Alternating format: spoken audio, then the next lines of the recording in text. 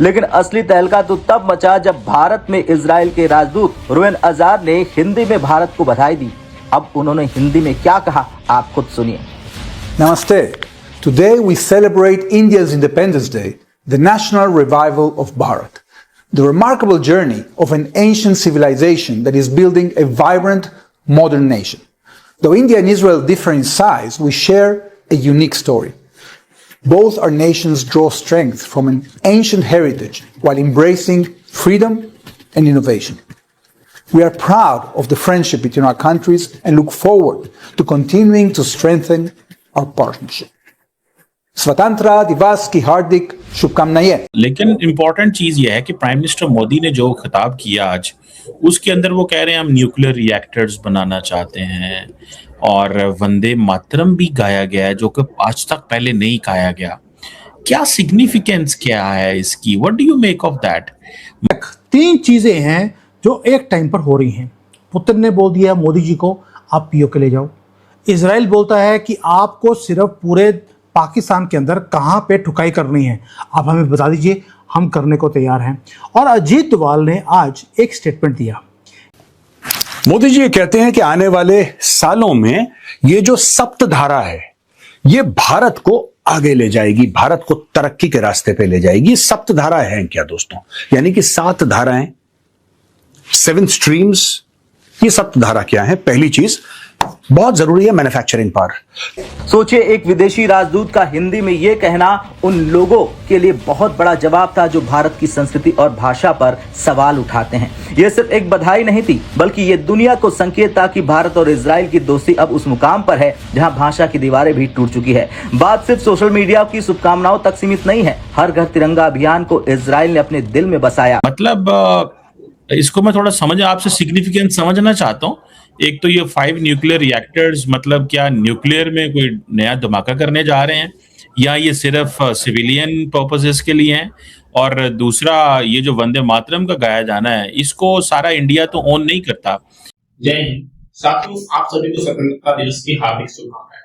और साथियों, ये स्वतंत्रता दिवस हमारे लिए बहुत ही खास है क्योंकि इस बार यहाँ पर जो लाल किले में वंदे मातरम गाया गया और ये पहली बार हुआ ऐसा, ठीक है। और दूसरी बात यह है साथियों कि इजराइल ने जिस तरीके से स्वतंत्रता दिवस की बधाई दी भारत को, वो भी काफी निराली थी। और ये देखने वाली बात थी कि जो दुनिया बात ये करते हैं कि भारत की संस्कृति को इतना महत्व दिया जाता है, और इजराइल ने इस बार, इजराइल के राजदूत ने हमें हिंदी में स्वतंत्रता दिवस की हार्दिक शुभकामनाएं दे दी। और उसके बाद साथियों, दूसरे जो देश हैं और जो विरोध करते हैं कि भारत की संस्कृति का उतना इज्जत नहीं करना चाहते, उनको ये सबक मिला कि किस तरीके से उन्होंने भारत को अपने हिंदी भाषा में बधाई दी। और ये सुनकर कई लोग जो है साथियों आश्चर्यचकित रहे हैं, क्योंकि साथियों इस समय ये मोदी ने आज के दिन जो भाषण दिए और उसमें दुनिया को जो संदेश दिया वो काफी क्लियर था। क्योंकि भारत ने कह दिया कि भारत किसी भी मामले में, चाहे वो कोई टेक्नोलॉजी का मामला हो या किसी दूसरे तरह का विदेश नीति का संबंध हो, उसमें भारत जो किसी भी देश का पिछला भूखंड के साथ नहीं रहेगा। भारत के साथ कोई देश अगर चलना चाहे तो कंधे से कंधे मिलाकर, तो भारत वहां पूरी तरीके से उनका साथ देगा और अंतर्राष्ट्रीय मंच पर भारत जो है खुलकर अपनी बातें रखेगा। क्योंकि भारत की विदेश नीति साथियों बता दिया कि मोदी ने कि एकदम स्वतंत्र है और ये किसी के भी प्रभाव में आने वाला नहीं है। और भारत की विदेश नीति तब बदलेगी कि भारत का जो है अपना फैसला जो है वो भारत के पक्ष में होगा। कोई नीति तब बनेगी उसमें हमारा देश ये देखेगा, हमारी विदेश नीति ये देखेगी कि उसमें भारत का फायदा हो रहा हो। ये सारी बातें आज जो साथियों पीएम मोदी ने क्लियर कर दिया। तो क्या इसका लॉजिक क्या है, जरा प्लीज? कमल सिन्हा साहब, एक बड़ी अच्छी सी बात बताता हूँ, क्योंकि आज इंडिपेंडेंस डे सेलिब्रेशन है आपके यहाँ भी, मेरे यहाँ भी। और कल रात को मैं यूएस में अपनी सिस्टर से बात कर रहा था। आई डोंट नो कैसे, बट वो बड़ी आपकी फैन है, मतलब आपके काम करने के तरीके पर वो बहुत अच्छी फैन है।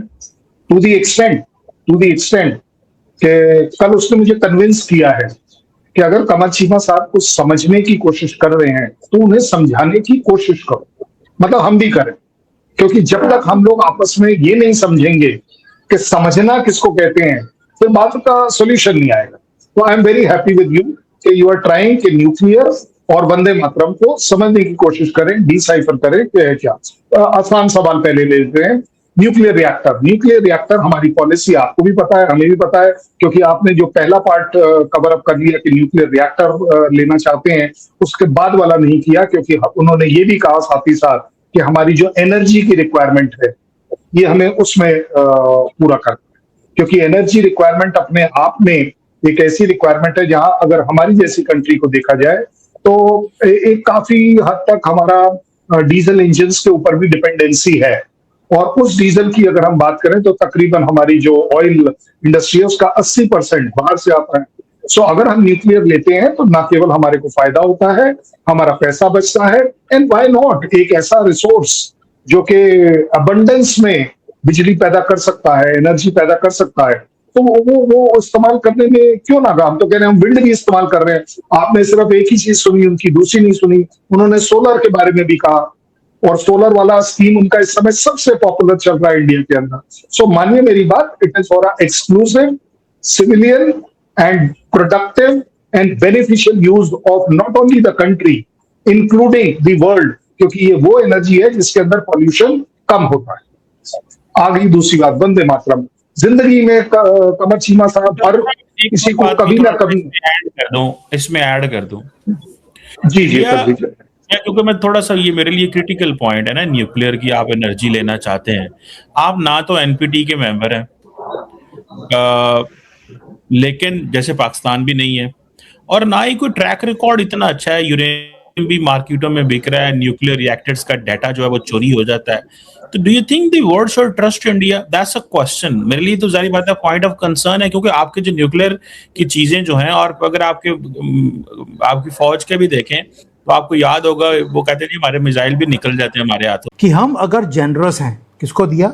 हम जनरस हैं बांग्लादेशियों को बोल दिया। अगर हम जनरस हैं या अगर हमारे पास पेशेंस हम दिखा रहे हैं, वो दे दिया है मैसेज पाकिस्तान को। इसका मतलब ये नहीं है कि ये हमारी वीकनेस है, ये है कि हम सिर्फ पेशेंस दिखा रहे हैं, लेकिन अगर हमें छेड़ने की कोशिश करी तो हम ऐसी ठुकाई करेंगे, आपकी पुश्तें निकलेंगी नहीं, निकली तो टेढ़ी निकलेंगी।